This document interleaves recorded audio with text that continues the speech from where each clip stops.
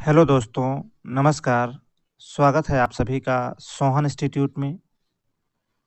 भूगोल की महत्वपूर्ण प्रैक्टिस को लेकर एक बार पुनः उपस्थित हैं। आइए आज कुछ चुने हुए प्रश्नों को लिया गया है जो कि आपकी परीक्षा की दृष्टि से बहुत ही महत्वपूर्ण प्रश्न हैं।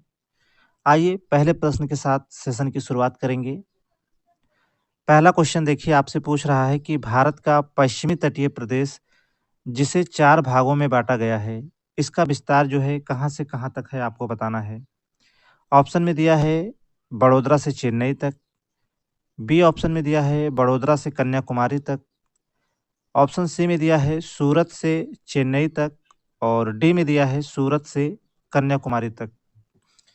देखिए इस प्रश्न में आपको 2 प्रश्न नज़र आ रहे होंगे। एक तो देखिए आपसे पूछा है कि भारत का पश्चिमी तटीय प्रदेश जिसे 4 भागों में बाँटा गया है, इसका विस्तार जो है कहाँ से कहाँ तक है आपको ये बताना है। दूसरा प्रश्न देखिए आपसे ऐसा भी प्रश्न पूछ सकता है कि भारत का जो पश्चिमी तटीय प्रदेश है, उसे कितने भागों में बाँटा गया है? तो देखिए उत्तर आपको प्रश्न में ही दिख रहा है कि भारत का पश्चिमी तटीय प्रदेश जो है, जिसे 4 भागों में बाँटा गया है। तो कितने भागों में बाँटा गया है भारत का पश्चिमी तटीय प्रदेश को? तो 4 भागों में। फिलहाल आपको बताना है कि इसका विस्तार जो है कहाँ से कहाँ तक है। उत्तर आप लोग करेंगे। बता दें इसका विस्तार जो है सूरत से कन्याकुमारी तक है। पहले प्रश्न का सही उत्तर होगा ऑप्शन नंबर डी यहाँ पर। इस तटीय प्रदेश का जो विस्तार है, वह गुजरात के सूरत से कन्याकुमारी तक है। बता दें कि दक्कनी पठार के पश्चिमी किनारे के साथ-साथ यहाँ जो स्थित पर्वतीय श्रृंखला है, वह जो है 1600 किलोमीटर लंबी है। चलिए, उत्तर आपका राइट होगा ऑप्शन नंबर डी यहाँ पर।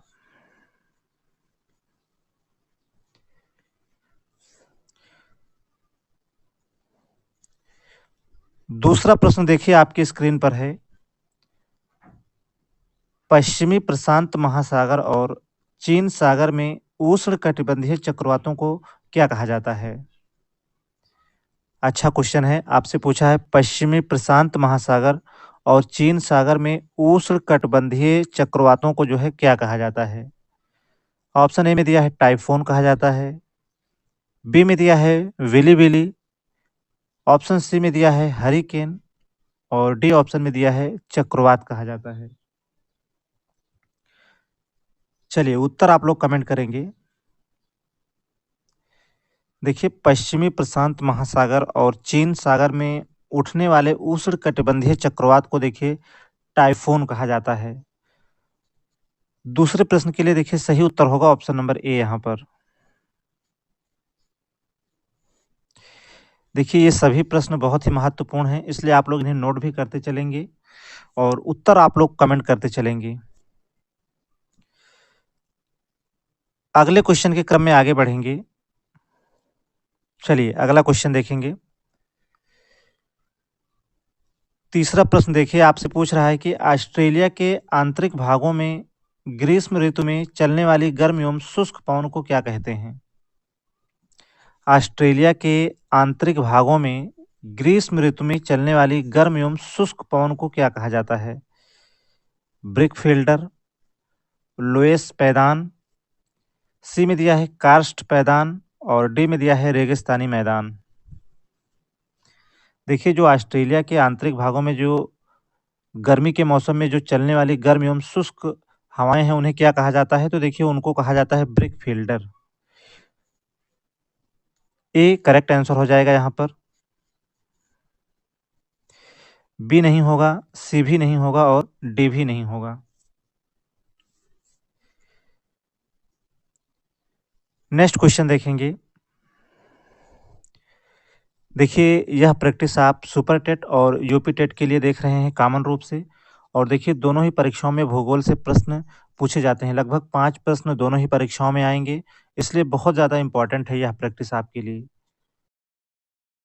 चलिए क्वेश्चन नंबर 4 देखिए। पूछा है राजस्थान के मरुस्थलीय भागों में बहने वाली एकमात्र नदी का नाम क्या है? आपको देखिए बताना है कि राजस्थान के मरुस्थलीय भागों में बहने वाली एकमात्र नदी का नाम क्या है?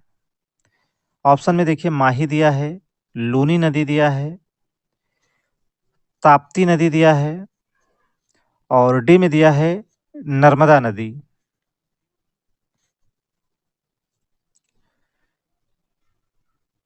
देखिए, राजस्थान के मरुस्थलीय भागों में बहने वाली एकमात्र नदी देखिए लूनी नदी है और लूनी नदी का देखिए उद्गम जो है अरावली पहाड़ी यानी अजमेर राजस्थान में होता है।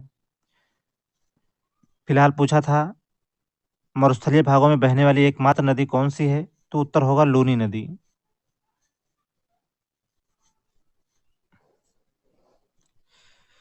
अगले सवाल पर चलेंगे।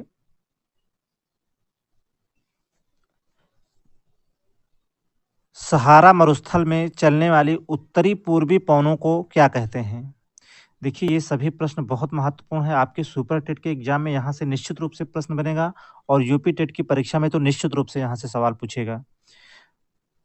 चलिए, अब इसी प्रकार से जो है सवाल आ रहे हैं आपकी परीक्षा में। सहारा मरुस्थल में चलने वाली उत्तरी पूर्वी पवनों को क्या कहते हैं? ऑप्शन ए में दिया है गिबली, बी में दिया है बुरान, सी में दिया है हरमट्टन और डी में दिया है फॉन।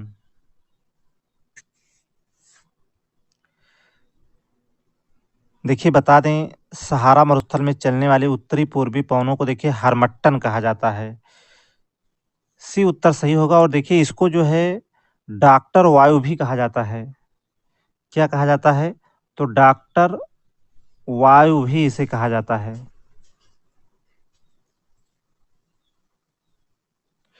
क्वेश्चन नंबर 6 पर चलेंगे। चलिए, प्रश्न नंबर 6 देखिए आपकी स्क्रीन पर है। आप सभी उत्तर करेंगे। प्लेटों का खिसकना या आपस में टकराव किस प्राकृतिक आपदा का सूचक है? देखिए, जब प्लेटें खिसकती हैं और ये आपस में टकराते हैं तो पूछ रहा है ये किस आप जो है प्राकृतिक आपदा का सूचक है? ऑप्शन में ए में दिया है भूकंप और बी में देखिए दिया है सुनामी और सी में दिया है ज्वालामुखी और डी में दिया है भूस्खलन। चलिए, प्लेटों का खिसकना या आपस में टकराव किस प्राकृतिक आपदा का सूचक है? देखिए, आसान प्रश्न है। प्लेटों का खिसकना या आपस में टकराव जो है भूकंप का एक प्रमुख कारण है। फिलहाल उत्तर आपका सही होगा ऑप्शन नंबर ए। और देखिए भूकंप की जो तीव्रता मापी जाती है वह सीस्मोग्राफ में मापी जाती है। उत्तर आपका राइट होगा ऑप्शन नंबर ए यहाँ पर।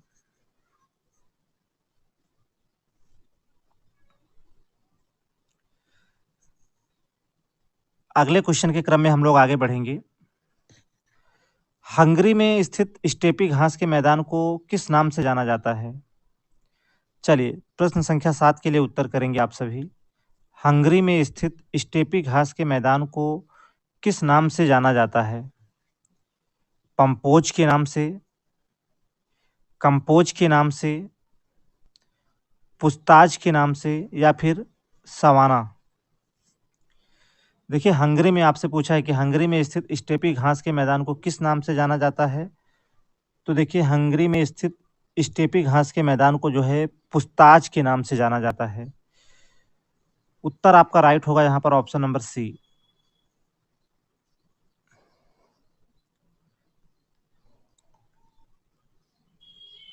चलिए, नेक्स्ट क्वेश्चन पर आगे बढ़ेंगे। नर्मदा नदी का उद्गम स्थल किस भारतीय राज्य में स्थित है? नर्मदा नदी का उद्गम स्थल जो है किस भारतीय राज्य में स्थित है? उत्तर प्रदेश में, मध्य प्रदेश में, कर्नाटक में या फिर गुजरात में? देखिए, मध्य प्रदेश के अमरकंटक पठार से जो है नर्मदा नदी का उद्गम होता है। नर्मदा नदी का उद्गम कहाँ से होता है? तो अमरकंटक पठार से जो है नर्मदा नदी का उद्गम होता है। यहाँ किस राज्य में पूछा है? तो मध्य प्रदेश राज्य से। चलिए, ऑप्शन बी जो है राइट होगा यहाँ पर।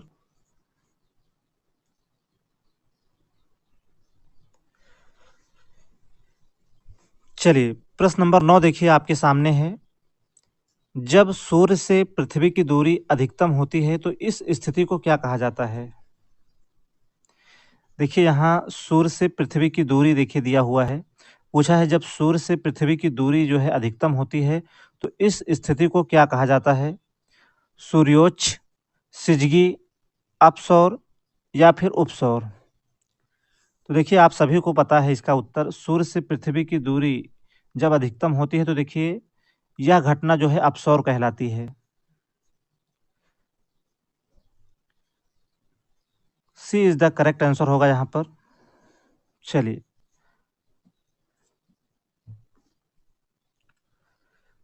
आगे चलेंगे।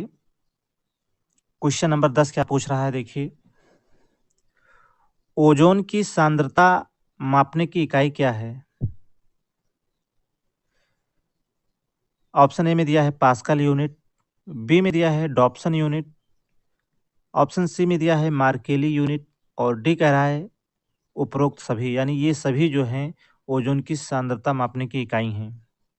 चलिए कौन सा विकल्प सही होगा उत्तर करेंगे आप सभी।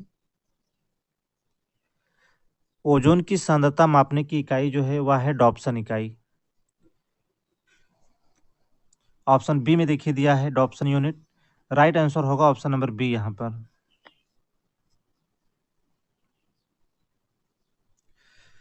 नेक्स्ट क्वेश्चन पर चलेंगे। भारत का सबसे बड़ा नदी डेल्टा कौन सा है? भारत का सबसे बड़ा नदी डेल्टा कौन सा है?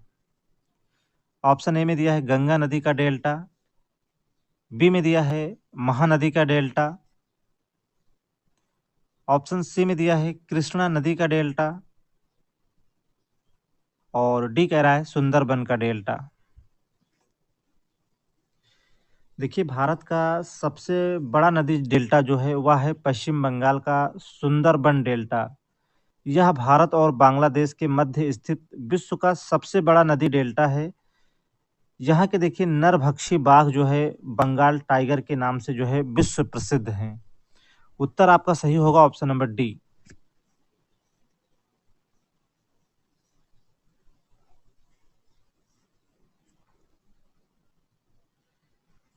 क्वेश्चन नंबर 12 के क्रम में आगे बढ़ेंगे।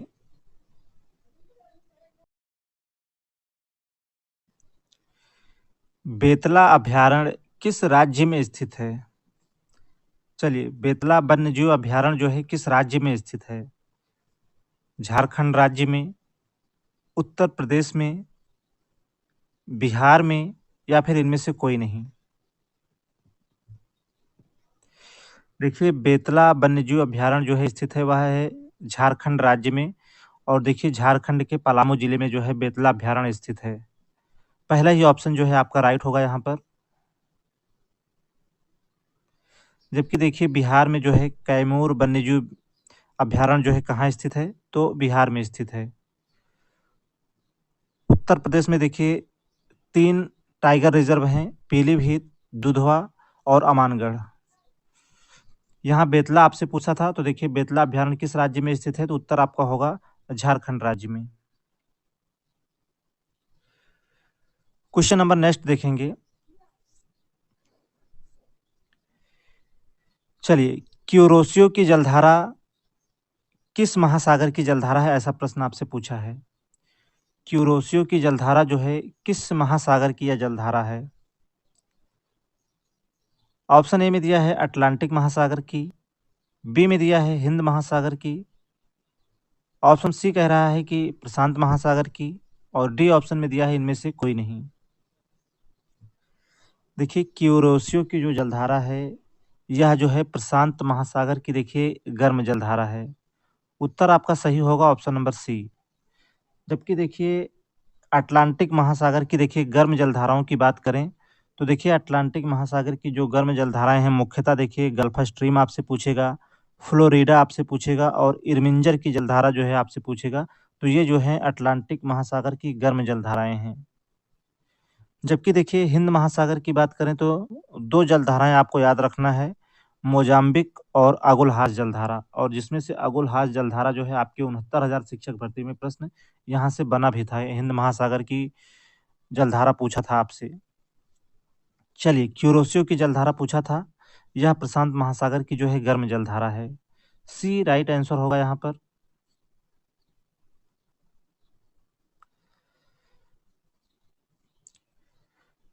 क्वेश्चन नंबर 14 के लिए उत्तर करेंगे आप सभी। बेंगुला की जलधारा जो है किस महासागर की जलधारा है? चलिए, बेंगुला की जलधारा आपसे पूछा है। देखिए, जलधाराओं से निश्चित रूप से आपकी परीक्षा में 1 से 2 प्रश्न पूछने की जो है पूरी संभावनाएँ रहेंगी। चाहे वह यूपी टेट की परीक्षा हो, सुपर टेट की परीक्षा हो या फिर कोई और परीक्षा हो, उन सभी में देखिए जलधाराओं से निश्चित रूप से एक प्रश्न पूछे जाने की पूरी संभावना रहेगी। बेंगुला की जलधारा आपसे यहाँ पूछा है। ऑप्शन में देखिए प्रशांत महासागर दिया है, अटलांटिक महासागर दिया है, हिंद महासागर दिया है और डी कह रहा है कि इनमें से कोई विकल्प जो है सही नहीं होगा। देखिए, बेंगुला की जो जलधारा है, वह जो है अटलांटिक महासागर की देखिए ठंडी जलधारा है। ऑप्शन बी जो है यहाँ पर सही होगा। और अटलांटिक महासागर की ठंडी जलधाराओं की और बात करें तो देखिए कनारी जलधारा हो गया, लेब्राडोर हो गया और फॉकलैंड की जलधारा हो गया। ये सभी जो हैं अटलांटिक महासागर की ठंडी जलधाराएँ हैं। हमने आपको बताया, एक आप देख रहे हैं बेंगुला, दूसरा कनारी, लेब्राडोर और फॉकलैंड। इन 4 जलधाराओं को आप याद कर लेंगे अटलांटिक महासागर की ठंडी जलधाराओं को, तो मुझे लगता है कि अटलांटिक महासागर की ठंडी जलधाराओं से इससे बाहर प्रश्न जो है नहीं आना है। चलिए, क्वेश्चन नंबर 15 देखिए आपकी स्क्रीन पर है। पूछा है सुंडा गर्त जो है किस महासागर में स्थित है? ऑप्शन ए कह रहा है प्रशांत महासागर में, बी ऑप्शन कह रहा है कि अटलांटिक महासागर में, ऑप्शन सी कह रहा है कि दक्षिणी अटलांटिक महासागर में और डी ऑप्शन में दिया है पूर्वी हिंद महासागर में। देखिए, प्रशांत महासागर की बात करूं तो देखिए मेरियाना गर्त जो है प्रशांत महासागर में स्थित है। सबसे गहरा गर्त कौन सा है? तो मेरियाना गर्त ही है। और अटलांटिक महासागर की बात करें तो देखिए अटलांटिक महासागर में देखिए प्यूर्टो रिको, मैं आपको बता दे रहा हूँ।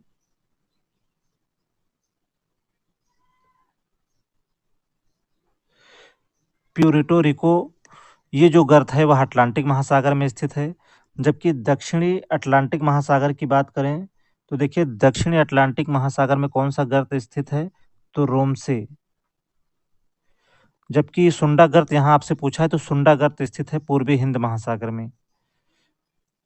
चलिए, डी राइट आंसर होगा।